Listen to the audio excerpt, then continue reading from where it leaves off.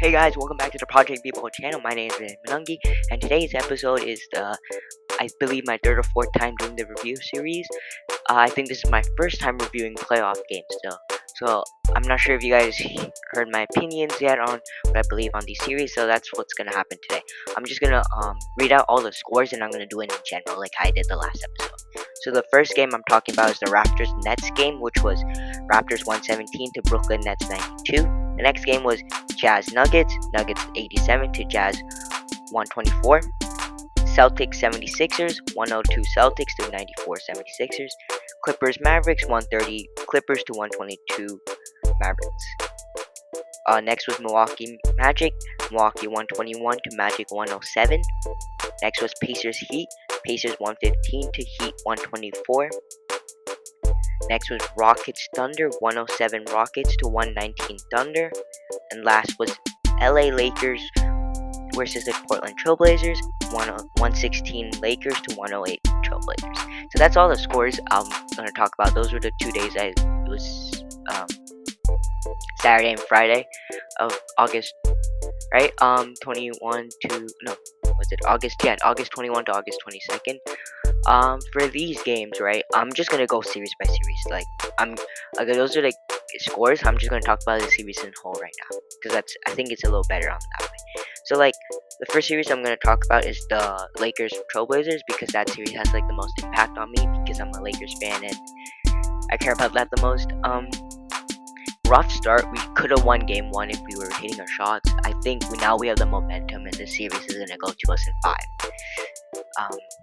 And there's not much to say. It's just the Trailblazers really can't switch up what they're doing. If LeBron and AD are just hitting shots, attacking, they have nothing to do unless they have to try to maintain with the score, which they can do because they're the best offense in the bubble. But the problem was they aren't playing the best offense in the bubble when they're playing the Lakers, because I think Frank Vogel is having some nice defensive plans, because he's doing something different every time he plays Dame full court. He denies off ball, then he traps. He's doing a lot of different things, which is throwing off Dame a little bit. But yeah, this is still a fun series. These are all gonna be close games. The one year, I think 2016, 2015 actually, when LeBron and the Cavs played the Pistons in the first round. Close series, all 4 games went close. It's gonna be something like this. We just screwed up game 1, so this is gonna go to 5. Next is the Rockets Thunder series. This series, at first I was I'm not too sure about how this is gonna go. I said it was gonna go to 7, but then the Rockets won the first 2 games pretty handily, and James Harden's not playing he's playing he actually can play, not what he usually does in the playoffs, which is surprising to me. But the Thunder got Luquise Dort back.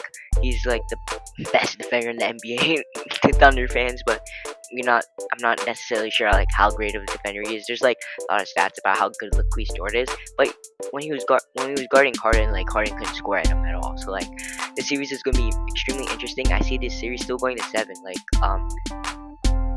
I feel the Rockets are more, when the momentum switches, the Rockets cannot climb back out of the hurdle, and now they won that nice game in overtime, so now the series can go anywhere. Next is Denver Jazz. This is gonna be a blowout after blowout type series. One team's gonna blow out the team, then the other team's gonna blow out each other. It's not gonna be all the games are gonna be ending in double digit. I just don't think the Jazz have offensive power to keep up with the Nuggets when they're actually going.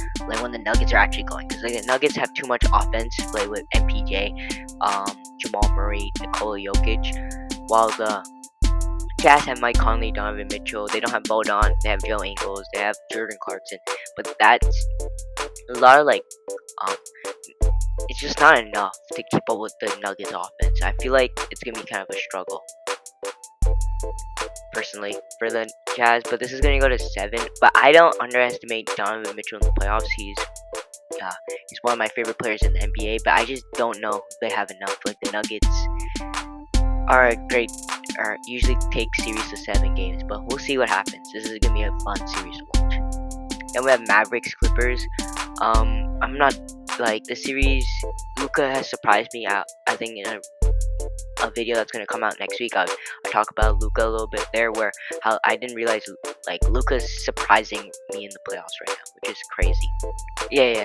So I'm back, guys. Sorry, I had like a little cut of audio. So what I was saying about Luca is that he surprised me in his play and during the playoffs. This is crazy play from him. I'm shocked on how well he's been playing right now.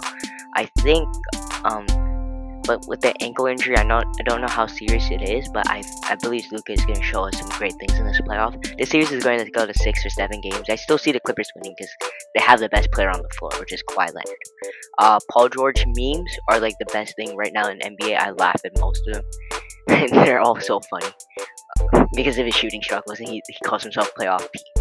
Next we got Orlando, Milwaukee. Orlando is always game 1 Orlando Magic. Their coach is extremely good. That's why they always win game 1.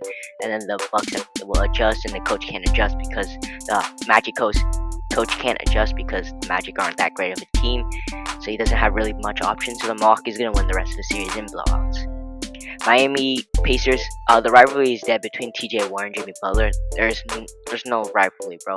You can't just be like, getting shut down by Jimmy Butler every game and and then talk all that smack during the preceding games. Nah, this series is dead. The Heat are gonna win the next game. It's gonna be 4-0. We have Celtics 76ers. At the time of this recording, the Celtics already like swept the Sixers. I feel bad for Joel Embiid.